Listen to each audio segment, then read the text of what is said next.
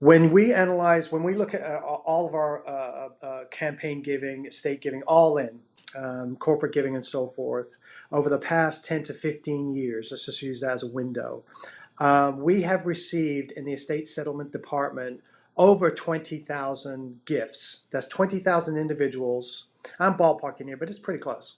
Um, 20,000 individuals who have named named the American Heart Association, American Stroke Association in their will or charitable estate plan of some kind. And of that 20,000, we average between 900 to 1,000 gifts annually.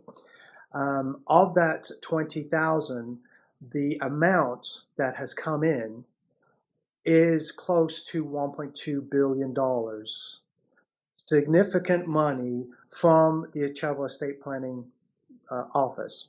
So now when you go all the way back now, it's 900 to 1,000 gifts, and you do the math on that, and then you look at what our staffing is. We're one of the smallest staffing departments in the organization. We have a team of literally only 17 directors in the field working with these types of donors and advisors and so forth like that. So from a very pragmatic business sense, the ROI is amazing. I mean, it just cannot be touched. So then now so you look at that from pragmatically speaking. So then when you look at the number of gifts that we work with and the number of donors or portfolios that we work with, we on average have between 150 and 200 donors, prospects that one of these directors across the country is working with. And again, they can be working with a donor who does a charitable gift annuity, which is called it's a split interest gift type of thing, where a donor gives a certain amount of money, and then we take that money and we invest it, and we pay them payments for the rest of their life. That is increasingly becoming more and more popular as a charitable bequest or charitable gift to our demographic. What does that mean to the local chapter office, divisional office? All of those gift annuities are bookable income that impacts their campaign. And that impacts the affiliate campaign, that in fact impacts the national campaign. The majority of what we do, those plan gifts, the other thing that a lot of donors love about it is that these gifts, because they're at end of life, are very flexible.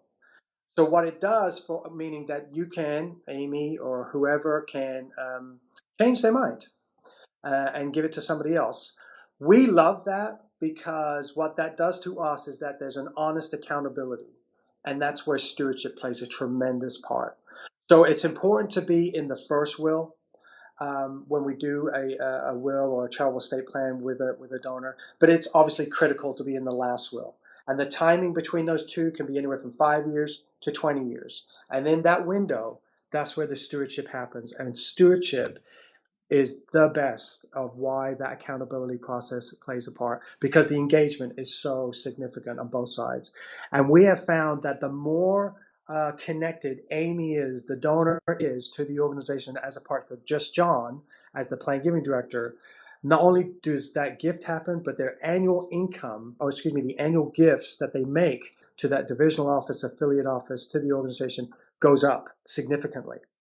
And when that plan giving director is involved, the average bequest when they're not involved is like $70,000 is usually our average. That's significant in and of itself. But when the plan giving director is involved and the local office is involved with the cultivation and the stewardship of that donor, it doubles and triples. And that's why it's really significant that we have this collaboration effort to work with board members. And it does. We have proven it. It does go up, and it is significant.